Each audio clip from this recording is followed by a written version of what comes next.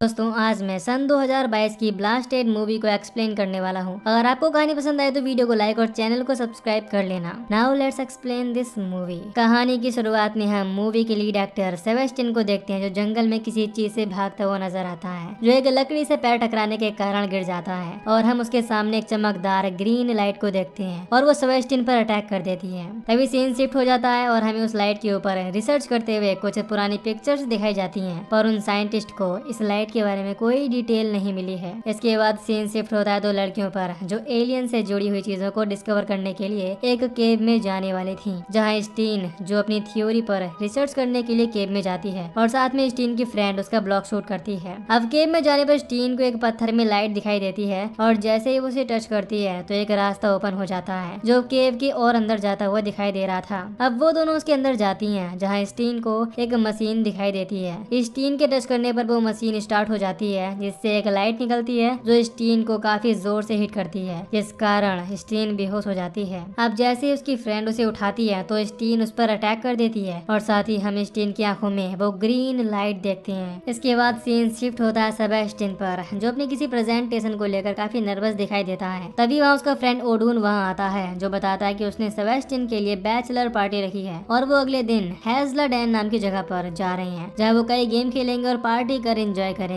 तभी वहाँ उनका फ्रेंड पेले भी आ जाता है, जो बैचलर पार्टी का सुन खुश होता है, लेकिन सेबेस्टियन उन्हें कहता है कि वो पिछले 6 साल से अपनी आइडिया को लेकर मेहनत कर रहा है और अभी तक उसे कोई इन्वेस्टर नहीं मिला है, इसीलिए जब तक कि वो अपने लिए कुछ नहीं कर लेता तो वो पार्टी नहीं करेगा। तभी ओडून की नजर उस बिल्डिंग में आए बड़े इन्वेस्टर पर पड़ती है, जिसका नाम कैस्पर होता है। वो सेबेस्टियन को कास्पर की ओर इशारा करता है, जिसे देख सेबेस्टियन जल्दी से रेडी होने लगता है, क्योंकि वही एक बड़ा इन्वेस्टर है जो उसके प्रोजेक्ट में इन्वेस्ट कर सकता है। सेबेस्टियन के फ्रेंड उसे मोटिवेट करते हुए अपना बेस्ट परफॉर्म करने का कहते हैं। इसके बाद हम सेबेस्टियन को कैस्पर के सामने अपने प्रेजेंटेशन देते हुए देखते हैं, जो कि कैस्पर को बिल्कुल भी पसंद नहीं आती और वह सेबेस्टियन के प्रोजेक्ट पर इन्वेस्ट करने से मना कर देता है। उसके मना करने के बाद भी सेबेस्टियन उसे बार बार मनाने लगता है और कैस्पर को अपनी बैचलर पार्टी में आने के लिए इन्वाइट करता है। इसके बाद वो अपने फ्रेंड ओडून के पास आकर कहता है कि उसे सबसे बेस्ट बैचलर पार्टी चाहिए। अब नेक्स्ट सीन में हम सेबेस्टियन को उसके घर में देखते हैं, जहाँ उसकी होने वाली वाइफ जोसेफिन शादी की तैयारी में लगी हुई थी। सेबेस्टियन उसे अपनी बैचलर पार्टी के बारे में बताता है। तभी जोसेफिन सेबेस्टियन को उसकी माँ की ओर से आए सामान को दिखाने लगती है, जिसमें उसे ये पता चलता है कि बचपन में सेबेस्टियन और उसका बचपन का friend Mikael laser tag game में चैंपियन थे और वो लेजर टैग गेम के वर्ल्ड कप तक में जा चुके थे। ये सब जानने के बाद वो सेबेस्टियन से मिकेल के बारे में पूछने लगती है, जिस पर वो कहता है कि मिकेल अभी भी लेजर टैग क्लब में है और उसे नहीं पता कि मिकेल की लाइफ में क्या चल रहा है, क्योंकि उसकी काफी सालों से मिकेल से बात नहीं हुई है। इसके बाद सभी नेक्स्ट मॉर्निंग में बैचलर पार्टी में जाने के लिए एक मीटिंग पॉइंट पर मिलते हैं, जहाँ कैस्पर अपनी लग्जरी कार से आता है। वो सेबेस्टियन को एक गिफ्ट देता है और उसे वो पहनकर आने के लिए कहता है। अब यहाँ कैस्पर सबको बताता है कि उसने अपनी कार का इंजन ऐसे बनवाया है जो टेस्ला कार को भी मात देता है। अब जैसे ही सेबेस्टियन कैस्पर के दिए हुए कपड़े को पहनता है तो वो बहुत फनी दिखाई देता है, लेकिन कैस्पर को इम्प्रेस करने के लिए वो उसे पहनकर बाहर आता है और वहाँ उसे मिकेल दिखाई देता है, जिसे देखकर वो नर्वस हो जाता है, जैसे उसे मिकेल के यहाँ आने से कोई प्रॉब्लम हो।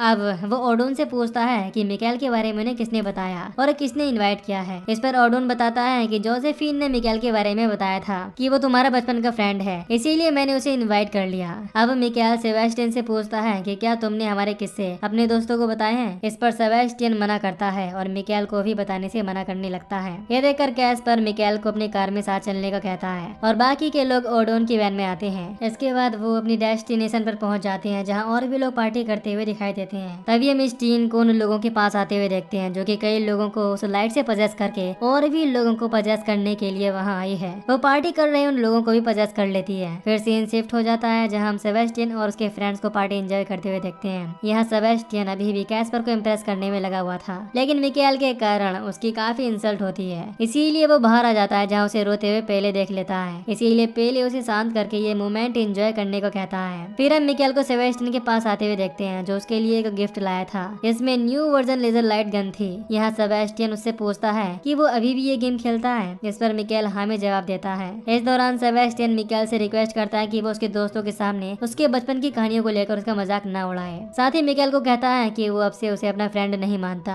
ये सुन मिकेल को बहुत बुरा लगता है। इसके बाद हम उन लोगों के पास स्टीन को आते हुए देखते हैं, जो वहाँ की लाइट के कारण आगे नहीं बढ़ती है। अब नेक्स्ट मॉर्निंग में हम उस एरिया के पुलिस इंचार्ज जॉर्ज को देखते हैं, जो अपने ही फादर की शॉप पर कुछ इन्वेस्टिगेट करने आई हुई थी। असल में यहाँ उसे उसके फादर ने ही बुलाया था, जहाँ उसे फादर से पता चलता है कि किसी ने उनके कुछ इलेक्ट्रॉनिक सामान चुरा लिए हैं। तभी जॉर्ज को अपने एक साथी का कॉल आता है, उसे भी ऐसी ही चोरियों के बारे में पता चला है। इसके बाद जॉर्ज के फादर उसे एक रेडियो के बारे में बताते हैं, जिसकी फ्रीक्वेंसी बहुत हाई है, इसकी मदद से वो इमरजेंसी कॉल को भी सुन सकते हैं। अब जॉर्ज वहाँ से सारी डिटेल लेकर पुलिस स्टेशन निकल जाती है। अब यहाँ हम सेबेस्टियन के ग्रुप को देखते हैं, जो ब्रेकफास्ट कर रहे होते हैं। तभी वहाँ ओडोन आता है और सभी को आज एक ऑडिटोरियम में चलने का कहता है। ये सुन सभी लोग बोर होते हैं, खासकर कैस्पर कुछ ज्यादा ही बोर हो रहा था, क्योंकि किसी का भी ऐसी जगह जाने का मन नहीं था। ये देखकर सेबेस्टियन ओडोन को आउटसाइड लेकर जाकर बात करता है और बताता है कि ये पार्टी उसने अपने लिए नहीं बल्कि कैस्पर को इम्प्रेस करने के लिए रखी है, और अगर ओडोन उन्हें ऐसी किसी जगह पर ले गया तो कैस्पर बोर हो जाएगा, इससे उसका इम्प्रेशन खराब होगा।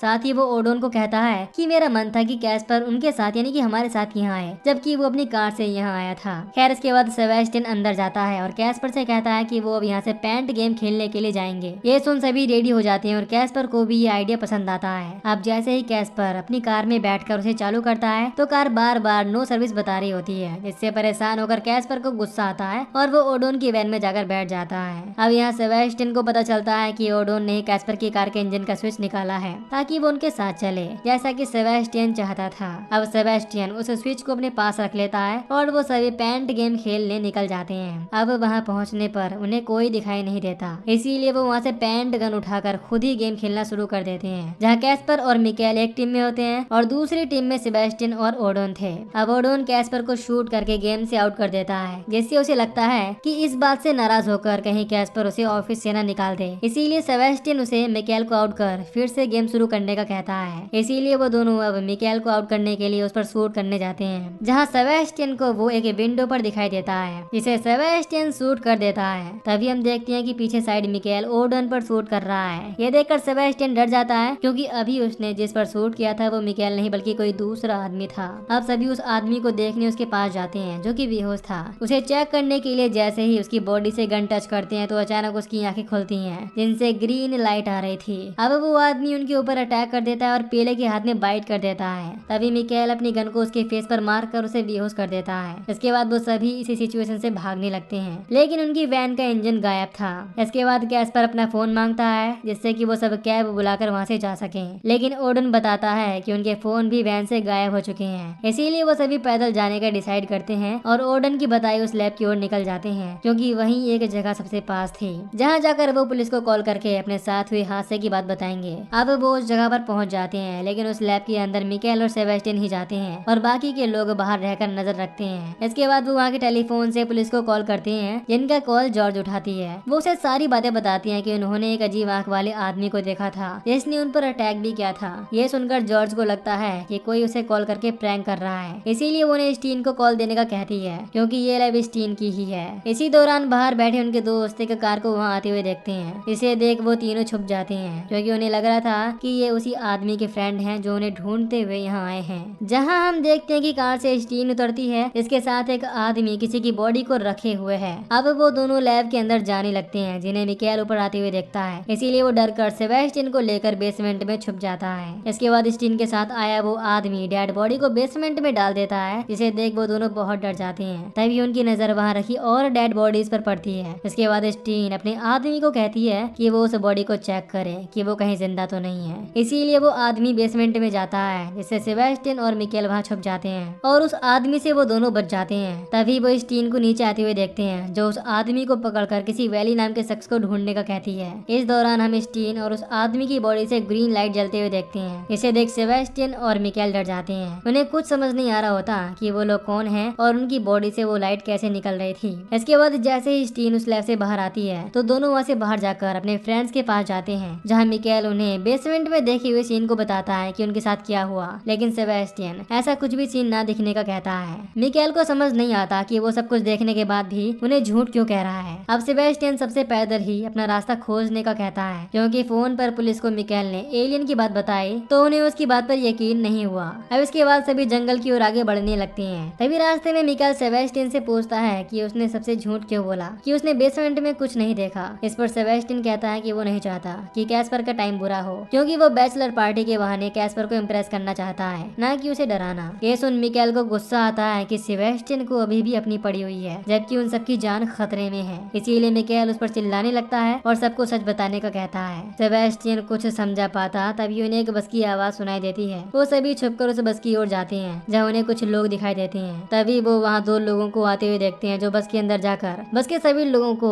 ग्रीन लाइट से पजेस कर रहे होते हैं। ये सब देखकर अब सेबेस्टियन और उसके दोस्तों को पूरी तरह से मिकाएल की बातों पर यकीन हो जाता है। वो वहाँ से भागने लगते हैं। तभी उनके सामने एक ग्रुप आ जाता है जो कि ग्रीन लाइट से पजेस था। वो सभी उनसे बचने के लिए वापस वहाँ से भागते हैं, लेकिन ओडेन और सेबेस्टियन वहीं पर रुककर अपनी गन से एक आदमी पर शूट करते हैं, लेकिन ये बस एक पेंट गन थी, इसीलिए उस आदमी पर कोई इफेक्ट नहीं होता। फिर वो आदमी अपने सभी लोगों को उन पर अटैक करने का ऑर्डर देता है, जहाँ हम उस आदमी की आंखों को ग्रीन होते हुए देखते हैं। इसके बाद हम सेबेस्टियन को एक लकड़ी में टकराकर गिरते हुए देखते हैं, जो कि मूवी की शुरुआत में हमने देखा था। तभी एक आदमी सेबेस्टियन पर अटैक कर देता है, जिसे मिकाएल वहां आकर अपनी लेजर गन से शूट कर देता है। अब हम उस आदमी की बॉडी से वो ग्रीन लाइट बाहर निकलते हुए देखते हैं। वो ग्रीन लाइट खुद में ही एक एंटिटी थी जो कि सेबेस्टियन पर अटैक करने वाली होती है, लेकिन मिकाएल उसे शूट कर देता है, जिससे वो एक लिक्विड में बदल जाती है। नेक्स्ट सीन में हम सेबेस्टियन और मिकाएल को पुलिस स्टेशन में देखते हैं, जहाँ वो जॉर्ज को सारी बातें बताने की कोशिश करते हैं। जॉर्ज उन दोनों की बात सुनने के बाद अपने साथी को कॉल करती है और दोनों को एक रूम में बंद करके उन्हें यहीं वेट करने का बोलती है और कहती है कि वो अपने पार्टनर के आने के बाद ही उनसे बात करेगी। वहीं दूसरी ओर हम कैस्पर, ओडेन और पेले को देखते हैं, जिन्हें पजेस लोगों ने घेर लिया था। वहीं सेबेस्टियन और मिकाएल की इस बात पर लड़ाई हो जाती है कि मिकाएल सेबेस्टियन की कैस्पर के सामने बहुत इंसल्ट कर रहा था, इससे वो कैस्पर को इम्प्रेस नहीं कर पाया। साथ ही अपने बचपन की यादों में कोई इंटरेस्ट न बताते हुए कहता है कि ये पार्टी उसने बस कैस्पर को इम्प्रेस करने के लिए रखी है और वो नहीं चाहता था कि तुम हमारे साथ आओ। ये सब बातें सुनकर मिकाएल को बहुत गुस्सा आता है कि सेबेस्टियन सब कुछ अपने लिए कर रहा है। इस वजह से दोनों के बीच फाइट होने लगती है।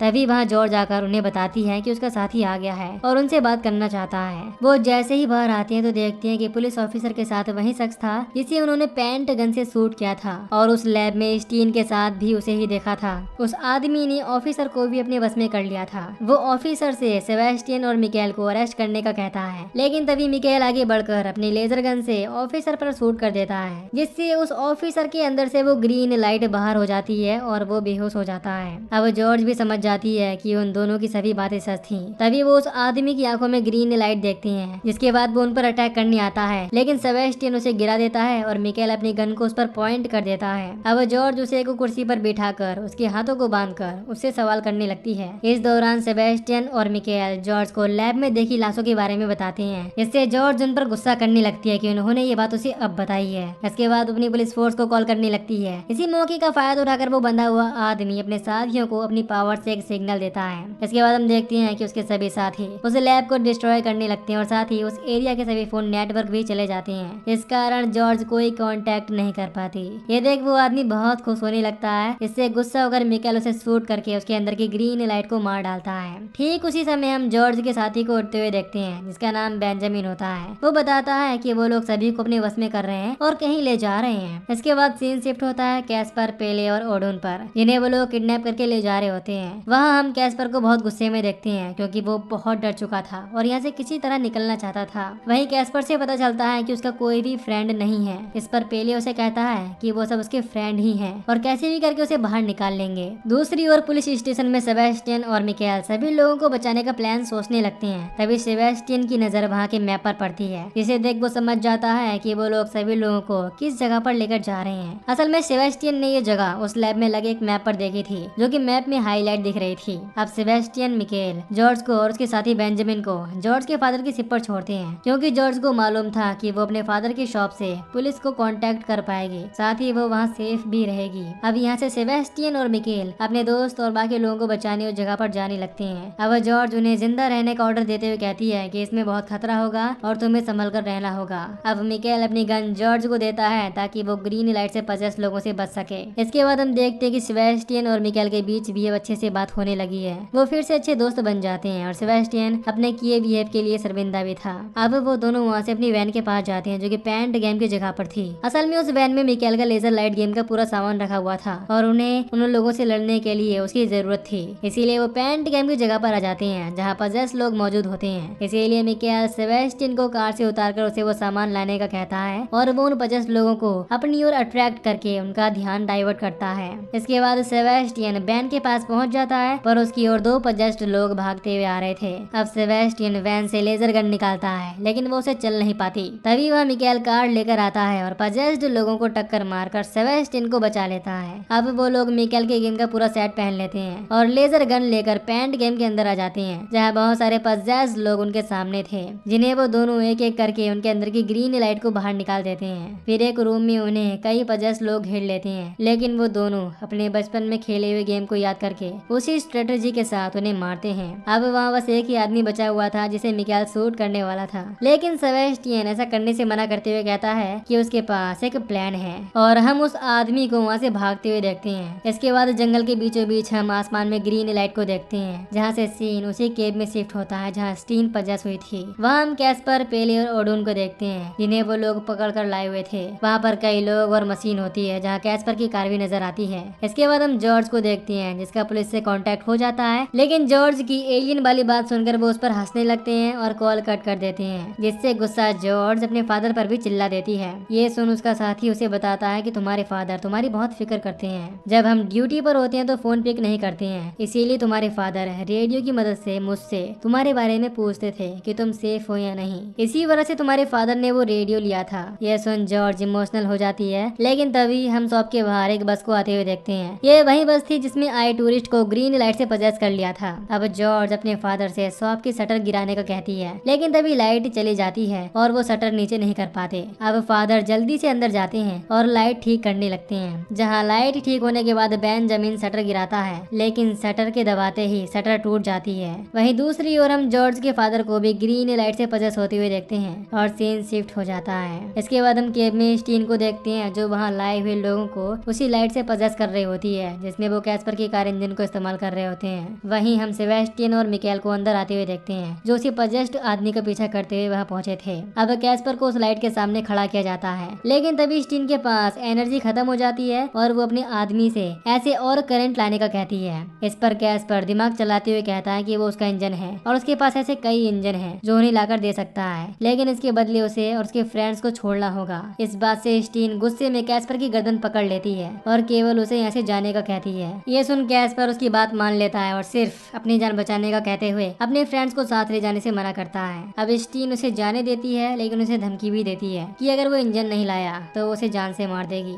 अब यहाँ सेबेस्टियन और मिकाएल को वो लोग पकड़ लेते हैं और उनके सामान को जब्त कर उनके फ्रेंड्स के पास बैठा देते हैं। इसके बाद स्टीन ओडन को पजेस कर लेती है। वहीं दूसरी ओर जॉर्ज और बेंजामिन उन लोगों को रोकने की कोशिश कर रहे होते हैं, जहाँ जॉर्ज अपने फादर को लाइट से मारकर उनके अंदर की ग्रीन लाइट निकाल देती है। इसके बाद वो और बेंजामिन मिलकर उन लोगों का सामना करने के लिए रेडी हो जाते हैं। वहीं दूसरी तरफ केव में मिकाएल सेबेस्टियन को बताता है कि वो इतने साल से उससे मिलने का ही इंतजार कर रहा था। अब सेबेस्टियन अपनी लाइफ को लेकर काफी डिप्रेस्ड था और अब मिकाएल से बात करके उसका दिल हल्का हो जाता है और वो उसे समझाता है कि वो सारी सिचुएशन अच्छे से हैंडल कर सकता है। अब सेबेस्टियन को उसके फ्रेंड मोटिवेट करने लगते हैं। तभी उसके माइंड में एक आइडिया आता है। सेबेस्टियन कैस्पर को कहता है कि तुम पब में एक दिन इंजन से रिलेटेड क्या बात कर रहे थे। असल में कैस्पर के पास ऐसा इंजन सिर्फ एक ही था, लेकिन उसने स्टीन से झूठ बोला है कि वो ऐसे इंजन ला कर देगा। ये सुनकर कैस्पर उससे कहने लगता है कि वो ये बात उसके और अपने बीच में ही रखे, जिसके बदले वो उसे यहाँ से बाहर निकालेगा, क्योंकि उसे इंजन ठीक करना आता है, जिसे ठीक करके वो यहाँ से निकल सकते हैं। लेकिन सेबेस्टियन उससे अपने फ्रेंड्स के बारे में पूछता है, जिस पर कैस्पर उसे कहता है कि वो उन्हें साथ नहीं ले जा सकता,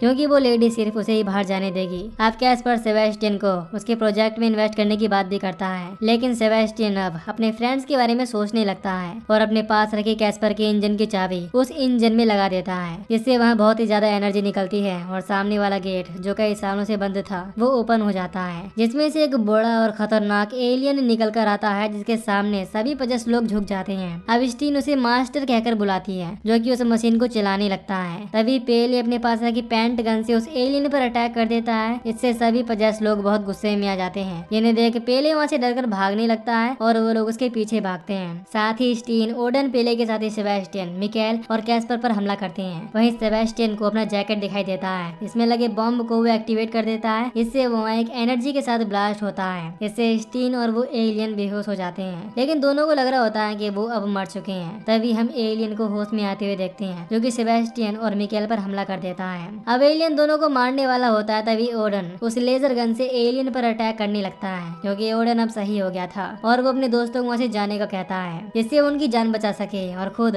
उस एलियन का सामना करता है। वो दोनों उस केव से बाहर आ जाते हैं जहाँ उन्हें पेले मिलता है और वो तीनों आसमान में एक एलियन शिप को जाते हुए देखते हैं। उस शिप में कैस्पर भी था जिसके ऊपर एलियन हमला कर उसे मार डालता है। उस शिप के साथ साथ लोगों के अंदर की ग्रीन लाइट भी उसके साथ चली जाती है। वहीं हम जॉर्ज को देखते हैं जो सुबह तक उन लोगों का सामना कर रही थी और उसने सबकी जान बचा ली होती है। इसके बाद वो अपने फादर के साथ हॉस्पिटल के लिए निकल जाती है। अब कहानी 3 महीने बाद शिफ्ट होती है जहाँ हम सेबेस्टियन की शादी होते हुए देखते हैं, जहाँ वो लेजर गन गेम को भी खेलते हैं। और अब सेबेस्टियन ने मिकेल के साथ मिलकर इसी गेम से रिलेटेड बिजनेस स्टार्ट कर दिया है। वो सभी मिलकर ओडन को बहुत याद कर रहे होते हैं। तभी हम देखते हैं कि उस केव में स्टीन और ओडन अभी भी जिंदा है, जहाँ ओडन स्टीन के पास आता है और उसे कहता है कि एलियन की बातें सच थी और उसे एलियन के प्लेनेट के बारे में पता चल गया है, जहाँ वो दोनों पहुंचकर सभी एलियंस को मार देंगे। लेकिन वहाँ पहुंचने के लिए उन्हें थोड़ा टाइम लगेगा। और इसी के साथ ये मूवी यहीं पर खत्म हो जाती है। तो दोस्तों अगर आपको इस मूवी की एक्सप्लेनेशन पसंद आई हो तो वीडियो को लाइक और चैनल को सब्सक्राइब कर दीजिए। बाकी मैं मिलूंगा आपसे न्यू वीडियो में। Till then take care, love you, bye bye.